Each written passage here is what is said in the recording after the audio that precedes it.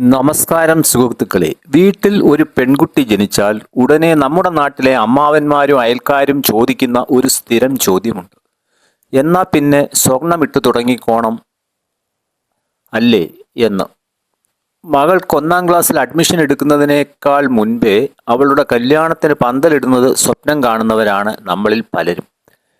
പക്ഷേ പ്രിയപ്പെട്ട അച്ഛനമ്മമാരെ, നിങ്ങളുടെ മകൾ മറ്റൊരു വീട്ടിലേക്ക് പോയി കഴിഞ്ഞാൽ അവൾ അവിടെ സന്തോഷമായിരിക്കണമെന്നും പടിയിറങ്ങി പോയതുപോലെ തിരിച്ച് കയറി വരരുതേ എന്നും നിങ്ങൾക്ക് നിർബന്ധമുണ്ടോ?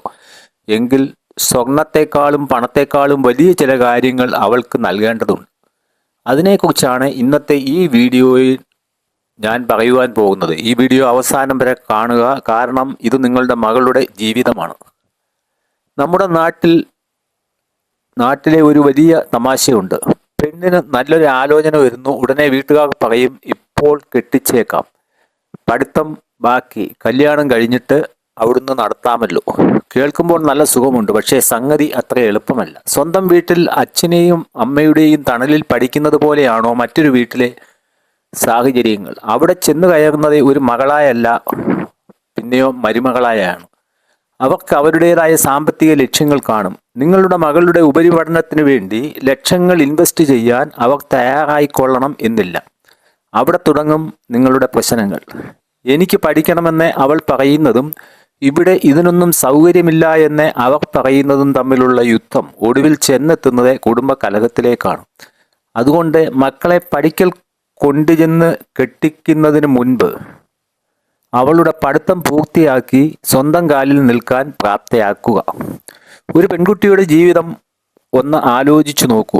ആദ്യം മിഠായിക്ക് വേണ്ടി അച്ഛൻ്റെ മുൻപിൽ കൈ നീട്ടുന്നു, പിന്നെ ഡ്രസ്സ് എടുക്കാൻ ആങ്ങളയുടെ മുൻപിൽ. കല്യാണം കഴിഞ്ഞാൽ 1-നും 10-ന്റെ ആവശ്യത്തിന് ഭർത്താവിൻ്റെ മുന്നിൽ. വയസ്സാകുമ്പോൾ മക്കളുടെ മുന്നിൽ. ഇങ്ങനെ ജീവിതകാലം മുഴുവൻ മറ്റൊരാളുടെ കയ്യിലേക്ക് നോക്കി നിൽക്കുന്ന അവസ്ഥ എത്ര സങ്കടകരമാണ്. പണ്ടുകാലത്തൊരു പറച്ചിലുണ്ട്, പെണ്ണ് കുറച്ച് താഴ്ന്നു കൊടുക്കണം എന്ന്. പക്ഷേ ഇന്ന് കാലം മാറി. സ്വന്തമായി 4 പൈസ വരുമാനമുള്ള പെണ്ണിന് കിട്ടുന്ന ബഹുമാനം ഒന്ന് വേറെ തന്നെയാണ്. ഭർത്താവിനോട് സ്നേഹത്തോടെ ഒരു ഗിഫ്റ്റ് ചോദിക്കുന്നതും ഒരു സോപ്പിന് പൈസയില്ലാതെ ഭർത്താവിനെ ആശ്രയിക്കുന്നതും രണ്ടും രണ്ടാണ്. നിങ്ങളുടെ മകൾക്ക് വേണ്ടി നിങ്ങൾക്ക് പണം ചെലവാക്കാൻ ഏറ്റവും പറ്റിയ സമയം അവൾ നിങ്ങളുടെ വീട്ടിൽ നിൽക്കുമ്പോഴാണ്.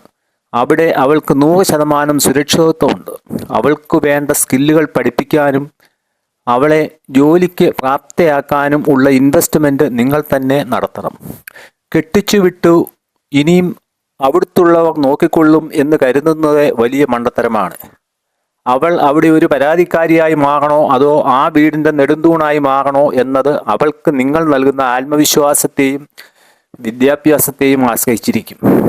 ജീവിതം എപ്പോഴും ഒരുപോലെ ആയിരിക്കണം എന്നില്ല. കല്യാണം കഴിഞ്ഞു പോകുന്ന വീട്ടിൽ എന്തെങ്കിലും ഒരു പ്രതിസന്ധി ഉണ്ടായാൽ, അല്ലെങ്കിൽ ബന്ധങ്ങളിൽ വിള്ളൽ വീണാൽ ഇനി ഞാൻ എങ്ങോട്ട് പോകും എന്ന് ഭയന്ന് അവിടെ കണ്ണീർ കുടിച്ചു കഴിയുന്ന എത്രയോ പെൺകുട്ടികളുണ്ട്. എന്നാൽ സ്വന്തം കാലിൽ നിൽക്കാൻ ശേഷിയുള്ള ഒരു പെൺകുട്ടിയാണ് എങ്കിൽ അവൾക്ക് ആത്മവിശ്വാസത്തോടെ തീരുമാനങ്ങൾ എടുക്കാം. എനിക്ക് എന്നെ നോക്കാൻ അറിയാമെന്ന ബോധം അവൾക്കുണ്ടായാൽ പല കുടുംബ പ്രശ്നങ്ങളും അവിടെ തീരും. സ്വന്തം കാലിൽ നിൽക്കുന്ന മകളെയാണ് നിങ്ങൾ വളർത്തേണ്ടത്, അല്ലാതെ മറ്റൊരാളുടെ തണലിൽ മാത്രം കഴിയുന്ന വള്ളിയെ അല്ല. ഇവിടെ ഒരു സംഭവ കഥ കൂടി കേൾക്കുക.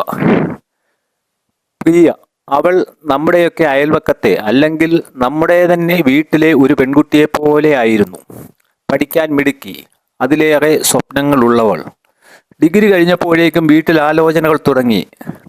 നല്ല തറവാടെ, പയ്യൻ ഗൾഫിലാണ്, നിന്നെ അവൻ പൊന്നുപോലെ നോക്കിക്കൊള്ളും എന്ന് അച്ഛനും അമ്മയും ആവർത്തിച്ചു പറഞ്ഞു. പ്രിയയ്ക്ക് ഉപരിപഠനത്തിന് ആഗ്രഹം ഉണ്ടായിരുന്നു. പക്ഷേ വീട്ടുകാരുടെ നിർബന്ധത്തിന് വഴങ്ങി അവൾ ആ കല്യാണത്തിന് സമ്മതിച്ചു. അന്ന് അവളുടെ അച്ഛൻ പറഞ്ഞൊരു വാക്കുണ്ട്, മോളെ നിന്റെ പഠിത്തമൊക്കെ അവിടെ ചെന്നിട്ട് അവർ നടത്തിത്തരും.